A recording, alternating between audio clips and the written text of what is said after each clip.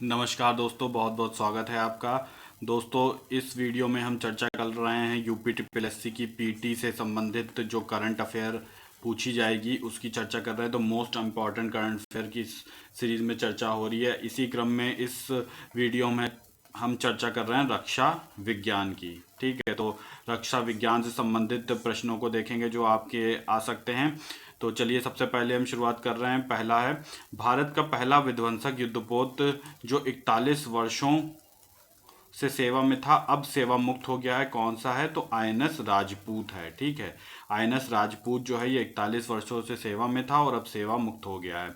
और यहाँ पे देखिए, आईएनएस का मतलब क्या होता है? इसका मतलब होता है इंडियन नेवी शिप। ठीक है, अगला देखते हैं।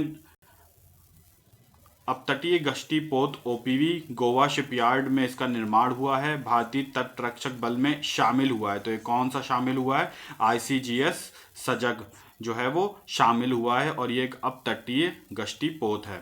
और आईसीजीएस से मतलब क्या होता है? आईसीजीएस का मतलब होता है इंडियन कोस्ट गार्ड शिप। ठीक है, तो इंडियन जो कोस्ट गार्ड शिप होते हैं इनको हम शॉर्ट फॉर्म में क्या कहते हैं? आईसीजीएस। अगला देखते हैं कि यात्री सह मालवाहक युद्धपोत कोचीन शिपयार्ड द्वारा निर्मित हुआ है। इसको तैनात कहाँ किया गया है? ये इसको तैनात किया गया अंडमान एवं निकोबार के क्षेत्र में। इसका नाम है एमवी सिंधु। ठीक है, मालवाहक सिंधु। और ये है कैसा? इसमें पैसेंजर भी जा सकते हैं और इसके साथ माल भी जा सकता है, जो सामान भेजा जा सकता है। ठीक है, तो अगला देखते हैं। फिर है कि मॉरिशस की नौसेना के साथ हमारा जो है एक सर्वेक्षण हुआ है, हाइड्रोग्राफिक सर्वेक्षण।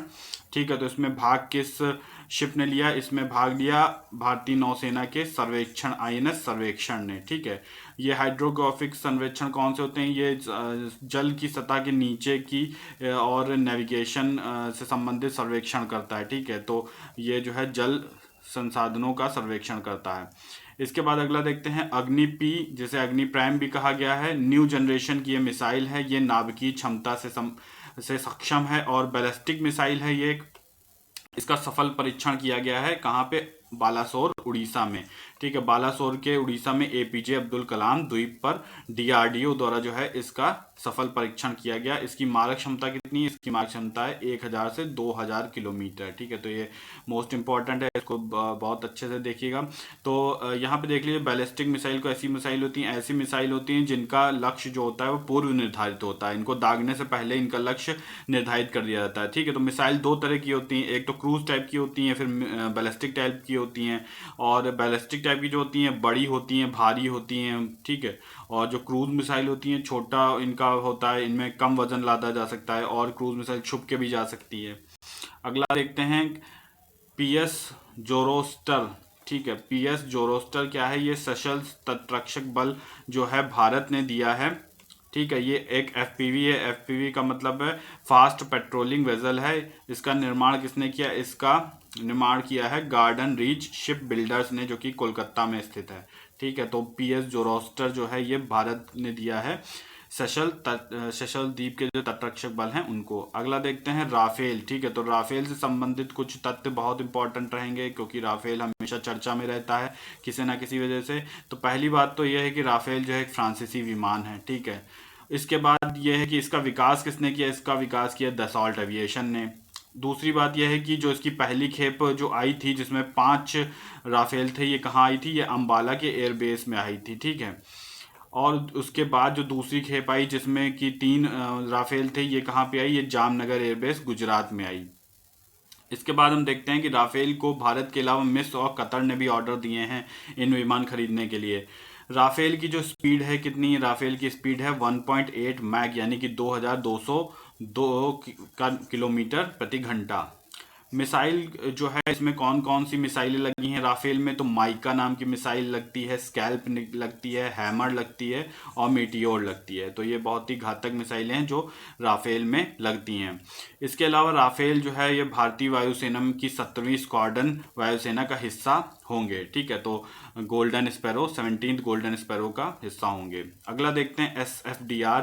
ठीक है, तो ये क्या है? ये सॉलिड फ्यूल डक्टेड रैमजेट है, ये एक तरीके की टेक्नोलॉजी है, ठीक है। और इसका सफल उड़ान परीक्षण किया गया किसके द्वारा, डीआरडीओ द्वारा किया गया है।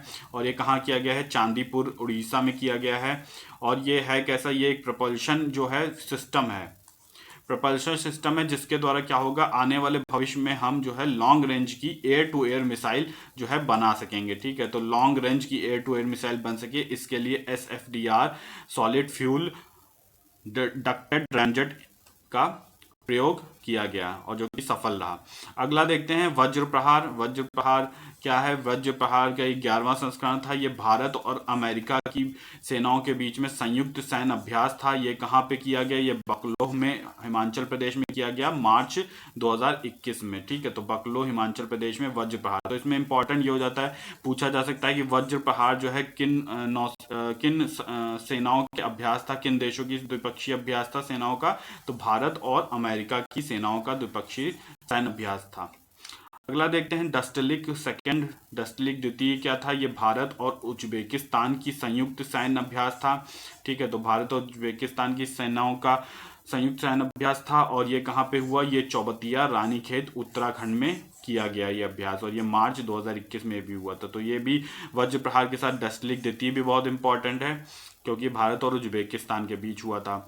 इसके बाद देखते हैं हम आईएनएस करंज, ठीक है। आईएनएस करंज क्या है, ये इस स्कॉर्पियन श्रेणी की पनडुब्बी है, स्टील्थ पनडुब्बी है, और ये मुंबई के नौसैनिक समारोह में शामिल की गई। तो आईएनएस करंज जो कैसी है, एक पनडुब्बी है जो कि स्टील्थ पनडुब्बी है स्कॉर्पियन श्रेणी की।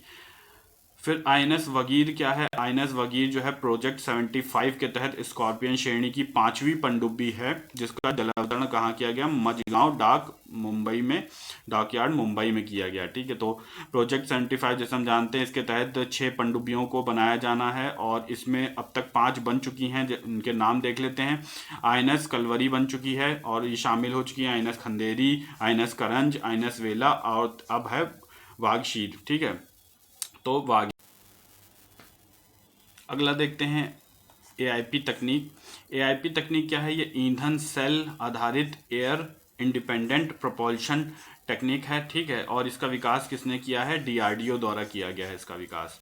अगला देखते हैं भारत रक्षा उपकरणों की आपूर्ति का एक समझौता हुआ है, कि भारत जो है वो रक्षा उपकरणों की आपूर्ति करेगा, इसमें ब्रह्मोस भी शामिल है। तो ये किस देश को करेगा ऐसे उपकरणों की आपूर्ति, फिलीपींस के साथ ऐसा समझौता हुआ है कि भारत उसको अपने रक्षा उपकरणों की आपूर्ति करेगा।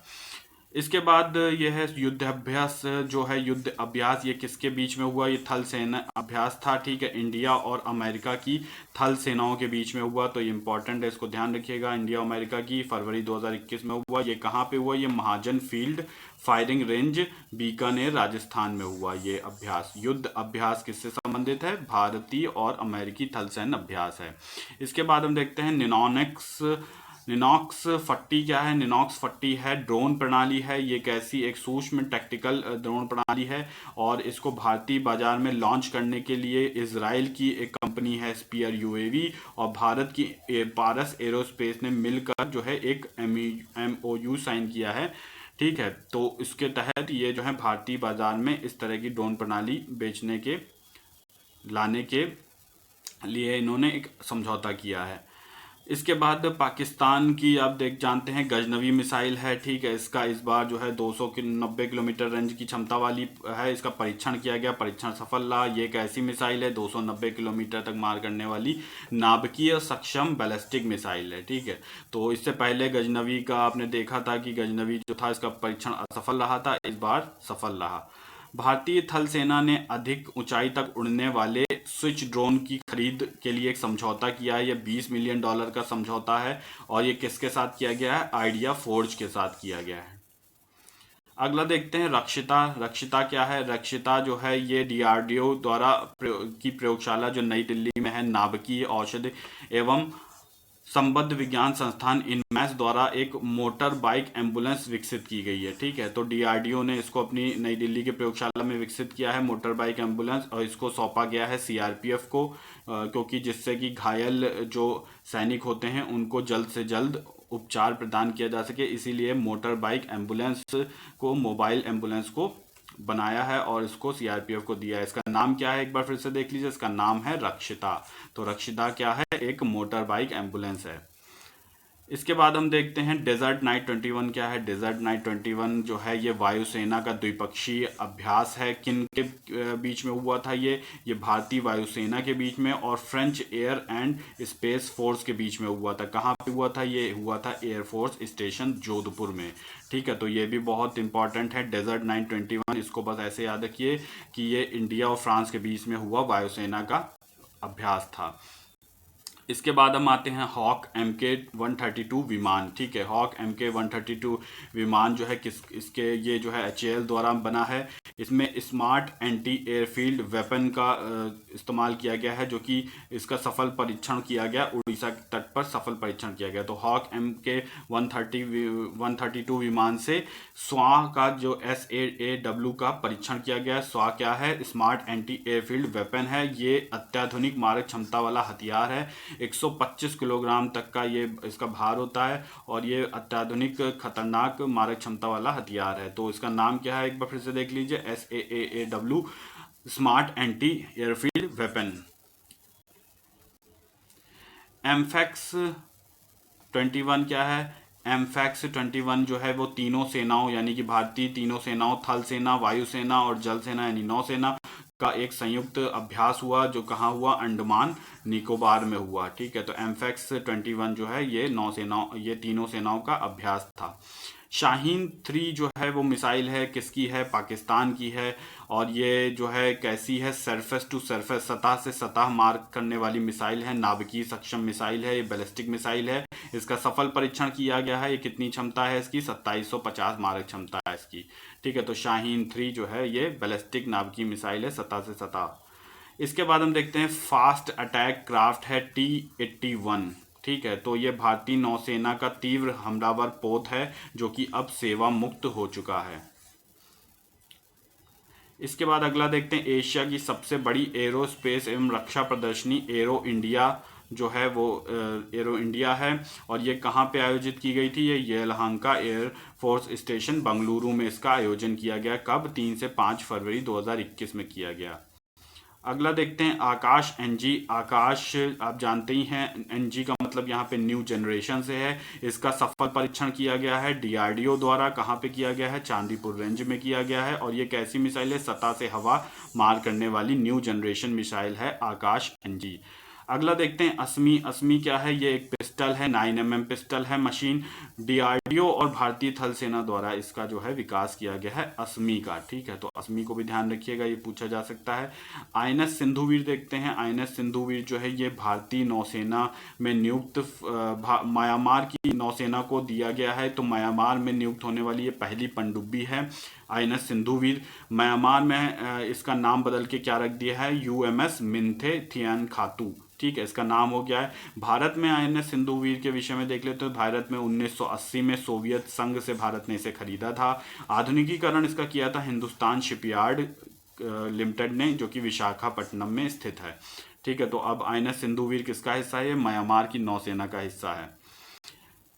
मिशन सागर तृतीय जो है ये क्या है, ये भारत द्वारा संचालित किया जाने वाला एक मित्र देशों के लिए मानवीय सहायता और आपदा राहत मदद करने के लिए एक मिशन है, एक अभियान है।